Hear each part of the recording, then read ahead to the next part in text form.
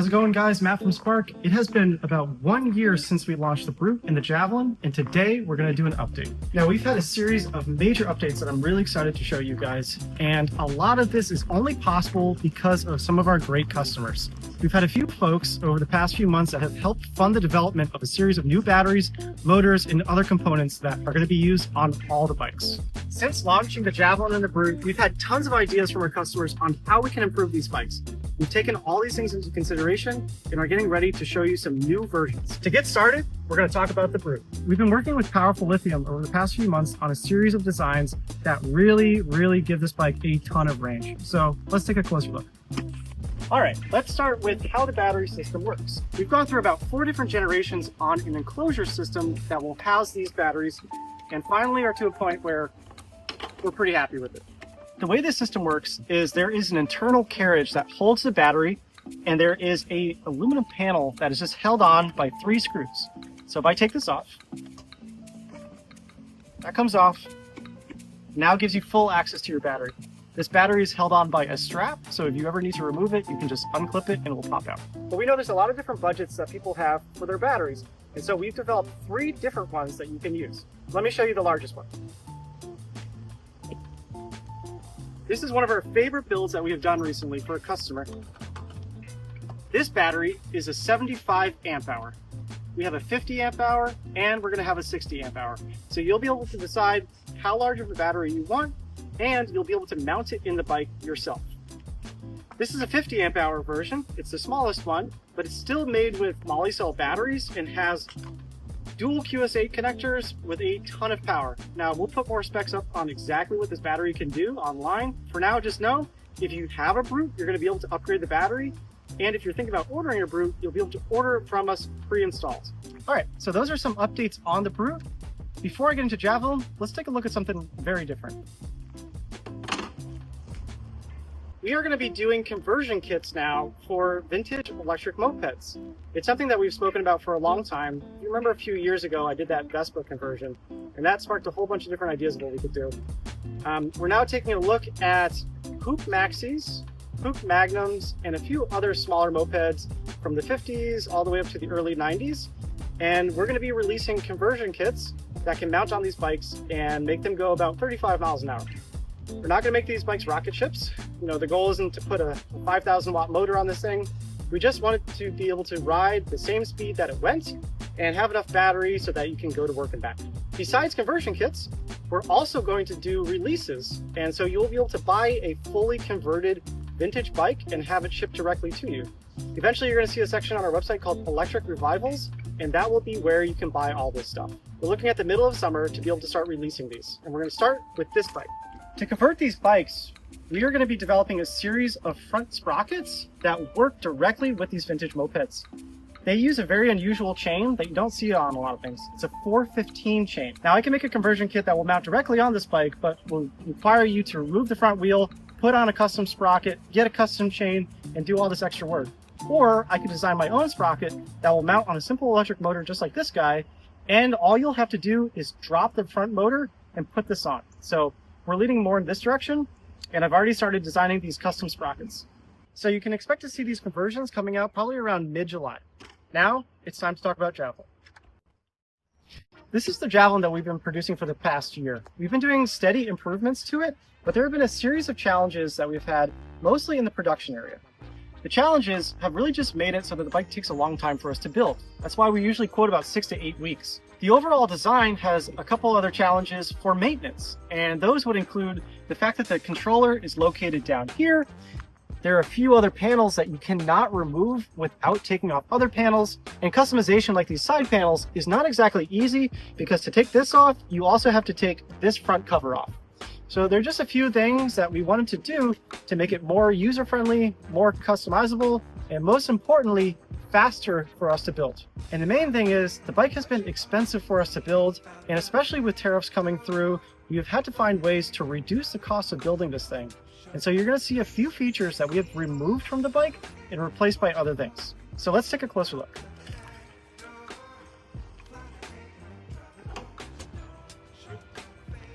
Okay, so this is the new design. It looks very familiar, but there are an insane amount of updates going on here, guys. So I'm going to do my best to overview things, but if you have questions, leave a comment down below and we'll do our best to answer them. So to start, let's look at the front. The old bike had the ignition placed here in the control center.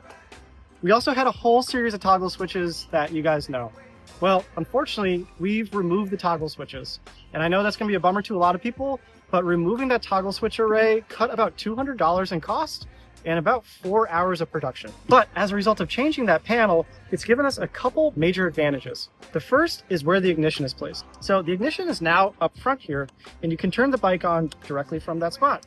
And that means your key is no longer rattling around. The key kind of stays cradled up in this top area, and it doesn't scratch this whole top panel. Also, just like on the Brute, we have upgraded the mirrors to these really heavy duty ones, and we've been loving the way these things look. And the other side effect of removing this is the fact that we've now unified the entire electrical system between the Brute and Javelin. Everything on the Javelin is identical to the Brute. And so that means we now have an action button placed right here, but that does not add a reverse function or cruise control. Instead, that is going to change your power mode. And I know there's going to be a lot of people out there who are bummed that we don't have cruise control or reverse anymore, but to be very honest with you, from an engineering point of view, we were having a bunch of issues with those controls. And the Far Driver app is just not advanced enough to really work consistently. So rather than having customers be frustrated about how difficult it is to use a reverse and cruise control, we've removed it from the system for now. You're also going to see these things that look like air intakes on the bike. And what's great about these is the entire cable management system now goes through the side of the bike and is completely covered by these. So there's no more pinching of cables from the fork, and everything is fully protected. So if I turn, you no longer have any issues of pinching wires. Also, what that means is we no longer have a mass of wires up front with nowhere to go. All the extra wiring slack can get pushed into the side of the frame and all contained within here. Also, what you're going to notice is that the cables no longer come through the front. So they used to come through 2 ports right here in the center, no longer there. So we have really cleaned up this whole section. And you probably spotted it, but one of the biggest requests has been a locking seat. So now we have a fully locking seat. All right, working our way down the bike, you can see that we now have these new cosmetic panels, and these panels actually mount externally. The old design, as I mentioned before, was behind the frame, but this new external system makes it incredibly easy to customize. All you have to do is remove these screws and that whole panel will pop off. And that actually has a really cool side effect. So let's check it out. And when I take this panel off, you can now see the internal chamber. So all of the cabling is just routed through here, as well as the brake line. So that's very exciting. But the coolest part is we have a newly designed battery carriage that keeps the battery from hitting the frame on the inside as you ride. And if you remove that battery carriage, it comes directly straight out. This now makes it so that this entire internal chamber is open. So what that means is we can design a battery in the future that makes use of this entire area. And just like this top panel is really easy to remove, we also have this bottom accent panel that you can do yourself as well. They're normally just brushed aluminum, but they can be painted. And most importantly, we're going to have a couple special feature ones. There's one that's going to come out probably in the middle of the summer that's going to have a backlighting system, because behind this panel, there is a hole to run wires through. So you guys can do a bunch of different underglow systems on this bike as well. As we keep on moving through the bike, I am now going to open up the seat. You're going to see that the internal of this bike is now really cleaned up. The big thing is this whole back area. And so, as I mentioned before, we were having challenges with a lower mounted controller. And so if I open this up with this thumb screw, you're going to see all of the electronics. Now by standard, we're going to use this ND72450. So it's a little bit bigger than the one that we used in the past. And this is able to accommodate a ton of motors. So all bikes will be sending out with this, just like we are doing on the Brute. The wiring has been really cleaned up. So we are using these new Joulette connectors. It makes life so much easier and it's more universal. But the big deal is, because this controller is here, it's easier to work on, and the motor cable now runs up the side of the swing arm and goes up the back right to the controller there. So in the past, if you saw the old Javelins, the wire would go to this bottom section right here. And if you ever wanted to do anything with your controller, you actually had to get under the bike and drop it this way. and it was really difficult to do. So if you needed to replace a motor, you wanted to upgrade a motor, anything like that, you know, it was kind of a pain. Now you can completely disconnect your whole motor in a matter of 10 minutes. All you have to do is remove this back cosmetic panel that covers everything, go inside, undo the Phillips heads holding onto your phase wires, and you can drop everything straight out. All right, taking a look at the back end, you can see that it is a little bit more refined. We have really improved the way the seat hinge works. There's new Teflon washers that go in here and make this thing really, really nice and smooth. The rear cowl is a little bit smaller and it doesn't go all the way down. And there's a big reason for that, and let me get it now.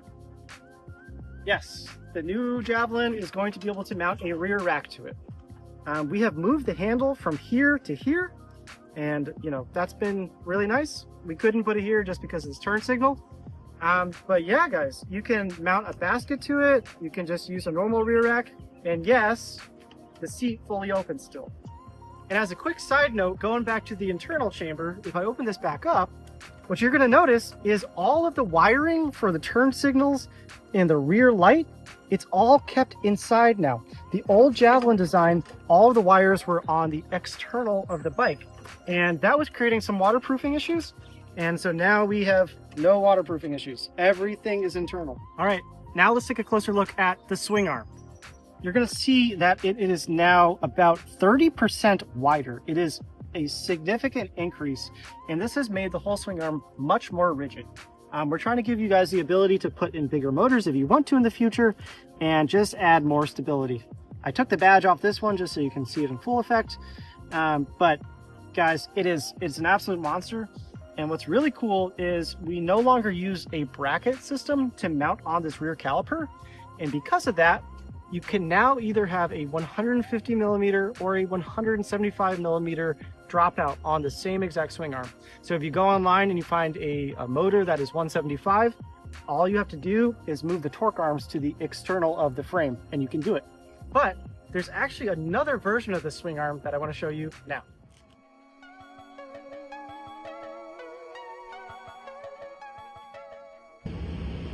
Go to the motions.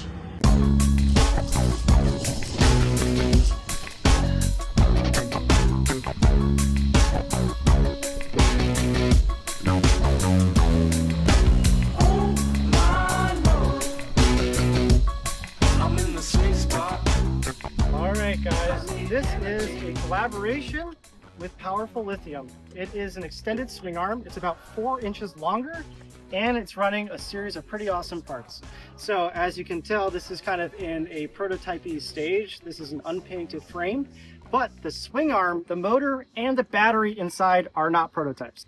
This swing arm is even wider than the one I just showed you, and it's designed to carry Powerful Lithium's 8 kilowatt motor. This thing is an absolute monster. And because we now just run the cables up to the top, all you gotta do is take that top panel off internally, and you can use this swing arm to make your bike have double the power. This is the battery from Powerful Lithium. It's an absolute monster. We'll put more details out on how big this is, but just like on the Brute, we're gonna have a few different capacities for you guys to choose from. And so if you wanna do this, we can now offer an 8 kilowatt version of the Javelin. And on top of that, you should know that this setup doesn't just work with the new Javelin. So you can obviously buy the new Javelin with the 8 kilowatt setup right from the start, or if you have an existing Javelin, you're going to be able to buy a kit to convert your bike. And that kit we're going to open up for pre-orders in the next week or so, and probably start shipping them out in the beginning of July. And oh yeah, we got one last thing to show you.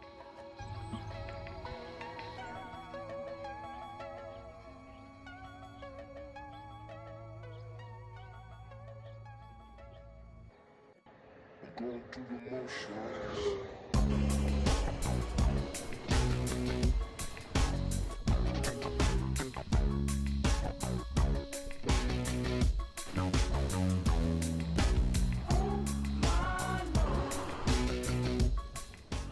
All right, so this is the Mini, guys. What is amazing about this bike is it uses the exact same frame as the big bike. So that means by foot position, arms, everything are completely identical to the larger Javelin. So it's not like a lot of other bikes in this category that you feel very crammed on. You feel just as comfortable riding this bike as riding a full-size bike. So the way this works is we take our normal Javelin frame and we have designed a custom swing arm that is shortened. We do a shortened front fork and it uses everything else the same. This is a 4,000 watt, 72 volt motor. It's peaking a little bit over 8,500 watts. That thing can hit almost 50 miles an hour. We're doing about 48 right now. We're trying to decide if we want to go all the way to 50. It has a ton of torque. This smaller wheel is allowing this thing to do wheelies, so you really got to be careful on it. It uses a 200 millimeter dropout, so that's a really, really big deal. We only have a 200 millimeter dropout in this smaller wheel size, but as time goes on, we're going to make a longer version. So for everybody using larger wheels with 200 millimeter dropouts, you're going to be able to put them on the Javelin. So because all we're doing is doing a different swing arm on this bike, that means if you had an existing Javelin, you could actually convert your existing Javelin to a Mini, which is kind of crazy. So here's a comparison for size between the two bikes. One thing that we have done is made sure that the seat height is tall enough so that it meets the legal limit. So it is not considered a pocket bike. This bike is completely legal, just like the Javelin, to ride on the road. So it's also going to include a VIN, MCO, and everything you need to register it if your state requires it. So in terms of pricing for these bikes, we are going to be targeting the exact same price that we have listed the original Javelin at. So we've done our best to fight price increases from tariffs and other things by making a few of these modifications to the design. We've been able to speed up our production. For the Mini, we are targeting about a $4,500 price point that's still being worked out. But to launch this bike, we're actually planning on doing an Indiegogo campaign. That Indiegogo campaign is going to start probably towards the end of June. So if you're interested in this bike, you're going to be able to get that going.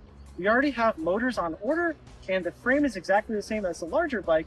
And so we're going to use our past year of experience building the Javelin to be able to speed up production on the Mini. All right, guys, so that's the whole lineup now. We have an 8 kilowatt version of the Javelin. We have a Mini version of the Javelin. The whole regular frame has been updated to accommodate rear racks and cargo and a bunch of other new cosmetic updates. We have updates we've done to the Brute to give you 3 times the range. And we're now starting to do electric conversions of vintage bikes. You can expect to see the website updated by the middle of next week. We're going to start taking pre-orders on some of the new versions of Javelin, pre-orders on all of these new batteries for the Brute, and we're going to open up that Indiegogo campaign soon for the Mini bike. So thank you again, guys, for all your support. We can't wait to see where the summer brings us and get on the board.